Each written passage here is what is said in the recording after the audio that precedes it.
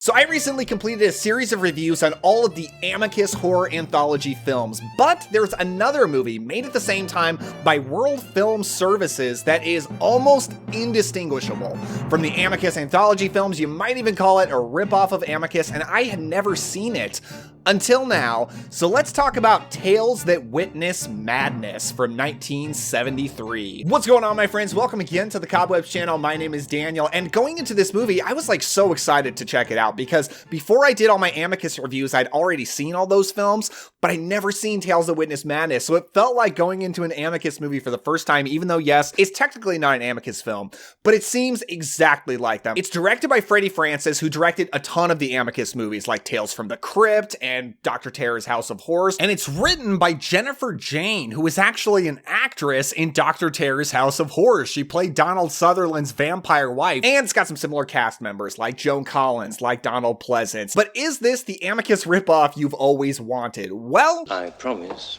everything will be explained in good time. I've been playing the detective to a remarkable extent. Only I am aware of each case in its entirety. It starts off in some kind of a psychiatric clinic. It's actually a little bit confusing to me what they're really doing here. Jack Hawkins comes in, who's actually being dubbed by Charles Gray because he has some kind of surgery here and wasn't able to do the voice himself. But he's going in to visit Donald Pleasence, who's the doctor of this psych ward, and Donald Pleasence is talking about some kind of a theory that he's trying to prove, and we're not really sure what's going on there, but we find out that in this movie, he's going to be going to different patients, telling the stories of how these patients arrived at the clinic, and that's going to be our segment. So he first goes to visit a little boy, and we start our first segment that's called Mr. Tiger. So this kid, Paul, seems like a fairly normal little boy, but he's got some terrible parents that are constantly fighting each other, played by Georgia Brown and Donald Houston. And as this kid is pretty lonely, clearly somewhat neglected, he has created an imaginary friend, and his friend is a tiger that he calls Mr. Tiger. So yes, this is a horror anthology segment about Calvin and Hobbes. And having a kid as the lead of a segment is actually pretty unique for these kind of movies because none of the Amicus films ever focused on a kid. So it's nice to see something a little different here. But for the actual segment, mostly you're going to watch these parents fight, the mom be really, really worried about the kid because he's got this imaginary friend. She thinks he might be going somewhat crazy. And he does seem to be doing some weird things around the house, like she finds scratches in the doors.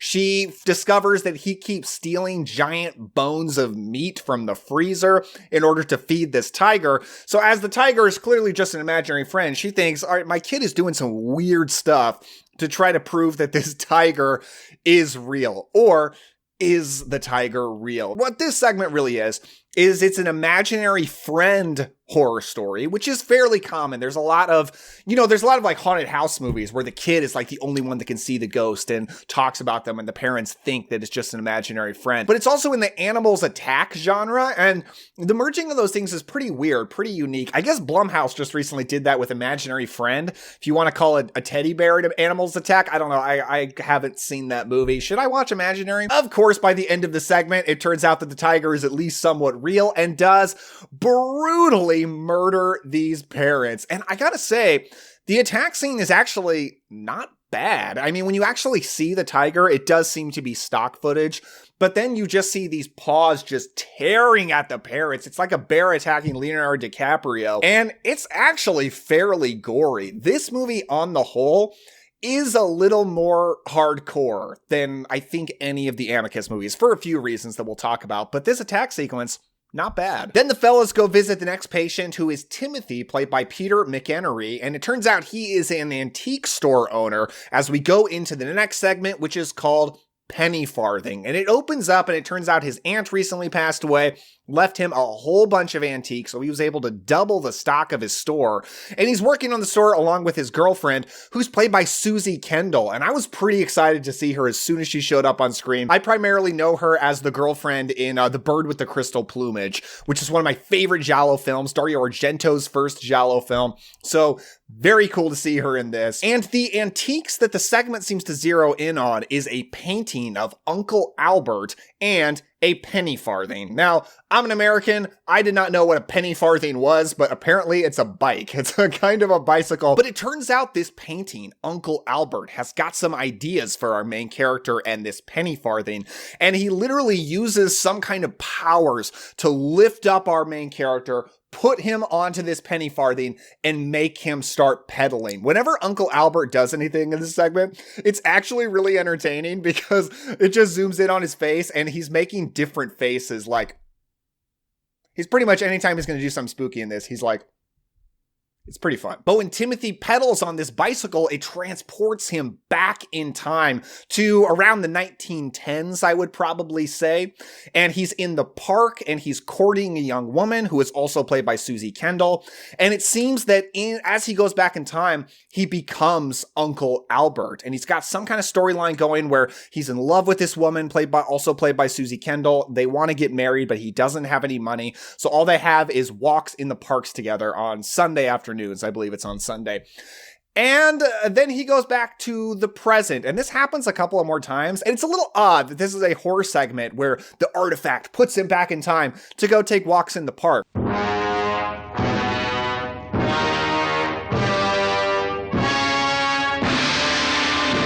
on the top of the world looking down on creation and the only... Interestingly enough, Freddie Francis said that he did not intend this movie to be a horror film. And when he showed it to the producer said, hey, it's not a horror movie. And Freddie Francis said, well, it wasn't a horror script. And the producer was like, well, I never read scripts. I didn't know that. So there were some reshoots to turn this into more of a horror movie, which I find weird because other than this segment, which I could see the horror stuff being shoehorned in, the horror seems very overt in all the other segments. So he ends up explaining his weird time travel exploits to Susie Kendall, and she believes him pretty soon and is dead set on, like, we've got to destroy this penny-farthing. We've got to destroy the painting or before it ruins you. And there's this really dramatic scene where they're trying to burn this stuff, but Uncle Albert is throwing things all around with his ghostly powers. It's very dramatic. It's all very dramatic for a storyline about a guy going back in time to take a leisurely walk through the park. I'm on the top of the world looking down on creation. And ultimately, I just don't understand Uncle Albert's big plan. I don't understand why it's so important to him that he transport this guy back in time. Uncle Albert himself is actually watching over him whenever they're back in time. And he's this like burned ghostly figure. There's a pretty cool end moment with that burned ghostly figure in this segment as well. But I just don't understand the point. I don't know why he's doing this, and we never really get those answers. Segment number 3 is called Mel, and it's about a guy named Brian who's played by Michael Jayston. And then right off the bat in this segment, we get some really good fall vibes. I just love to see out in the country during the fall with the fallen leaves. Man, I just love that season. And he lives out in a cabin in the woods, so I just love the really cozy atmosphere of this segment right off the bat. And he lives there with his wife, who's played by Joan Collins, so it's really cool to see her in this because she was in Tales from the Crypt as well in the iconic Killer Santa Claus segment. And I will always primarily know her as Edith Keeler from my favorite Star Trek episode, Sitting on the Edge of Forever. And it's great to see her in this, and she is looking like really, really good. Like, Joan Collins is very, very beautiful in this segment. That's all I'm going to say. Let's move on. But while Brian is out in the woods, he discovers a piece of a tree, and he decides to bring this piece of tree home and set it up in their living room. And it's shaped in such a way that it almost looks like it could be like a humanoid figure. And I think that's why he's immediately drawn to it. He thinks it looks interesting. But he's really dead set on wanting this tree in the middle of his living room. And Joan Collins, I think, has a very reasonable reaction where she's like, why? Why are we doing this? Why is this tree in the middle of the room? It's making a mess. What's going on? The tree also seems to sweat while it watches them get it on, which is also very weird. But she's just really mad at him for putting this tree in the house the whole time. And look, I'm no marriage counselor, but fellas, if your wife is really mad about a decoration you bring into the house, get rid of it. But there's clearly some kind of supernatural thing going on with this tree because he's really obsessed with it and he keeps carving at it and making it look more and more human, more and more female. And Joan Collins just keeps trying to tempt him to get away from this tree. She tries to get him to go watch a Western with her. She's laying in bed looking amazing like Joan Collins looks in this. And dude, if you can't be drawn away from this thing by a Western and by Joan Collins in bed, then like, I don't know what's going on. I mean, this thing isn't even a major award. Oh, look at that! Will you look at that? Isn't that glorious? It's indescribably beautiful. But it's a major award. I won it. But I gotta say, one thing I really do like about this segment is that the tree woman, Mel, does look really creepy. It's a really cool image, and I just love whenever it moves in any way, and when the sticks on the branches form into hands that look like these claws. I actually think it's really cool. I love the idea of doing a segment around some kind of humanoid tree monster. I think that's awesome. And when we get to the final twist, it is so good. It caught me off guard and it was so good. I had to rewind it and watch it again because it posits that Joan Collins has taken a machete to the tree and destroyed it. And he's like, oh, why'd you have to do that? All right, I'll go bury it in the backyard. And then he comes back in. And it turns out we have been tricked by Freddie Francis's masterful direction.